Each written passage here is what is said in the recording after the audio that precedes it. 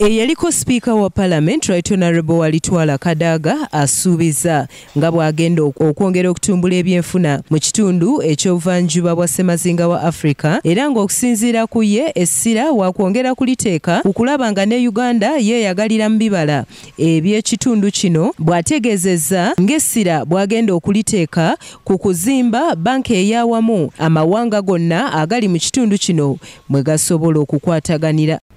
Customs Union eyoweri ekiddako kyekya Common Market nakyo wekiri ekyokusatu ye enteeka y'okubeera ne currency emu mu zonna eza East Africa kyendiko kati ndi mu kunoonya ettaka ery'okuzimbako East African Central Bank yonna batukkiriza Uganda okugifuna ekya Political Federation kyali mu mikono gya Mr. Muswako owe Kenya ne Justice Odoki wa Uganda balina bye bakola sijja kubyogerako kubanga sina mumanya report. Bangi ku babaka bino olubagudde mu matu batendereza ebyo Kadaga byasuubiza era ne bategeeza nga bwe bagenda okukolera awamu naye okulaba nga kino kituukirizibwa. East African Bank ekyo kirowoozo kirungi kubanga ekizibu kye tulina nga East Africa ne Africa yonna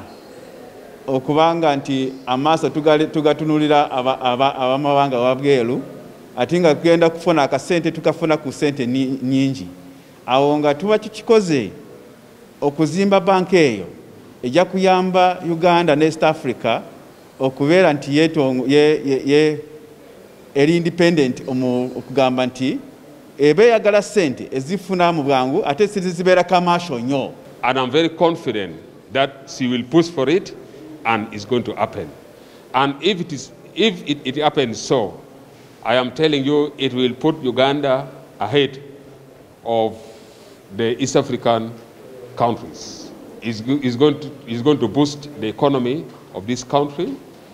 Many of the East African countries shall be coming and banking in Uganda.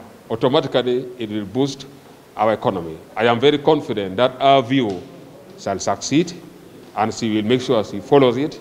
Bino Kadaga bituuseeko bw'abadde akwasibwa engule okuva mu Parliament ey'obuvanjuba bwa Ssemazinga wa Africa ng'emwebaza emirimu gye yakola bwe yali Speaker wa Parliament okumala emyaka 10 era ng'omukolo guno gubadde ku yafeesi eya Ministry evunaanyizibwa ku nsonga z'obuvanjuba bwa Ssemazinga wa Africa wano mu Kampala.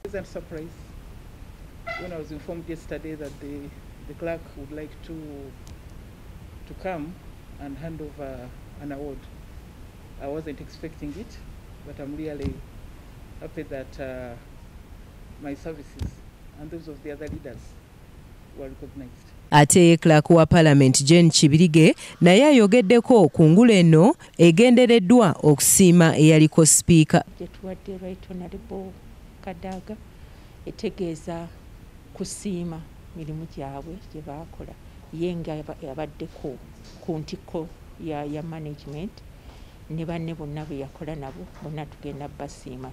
Honorable Kiza was also the First Lord and then the former Deputy Speaker who is now the Speaker. Yes, so the top management including the commissioners who bonna bajja kubeera tujja beebaza mu ngeri eyo nga tubawo ekirabo kye banaasobola okulaba kati n'emyaka egijja kijja kubeerawo.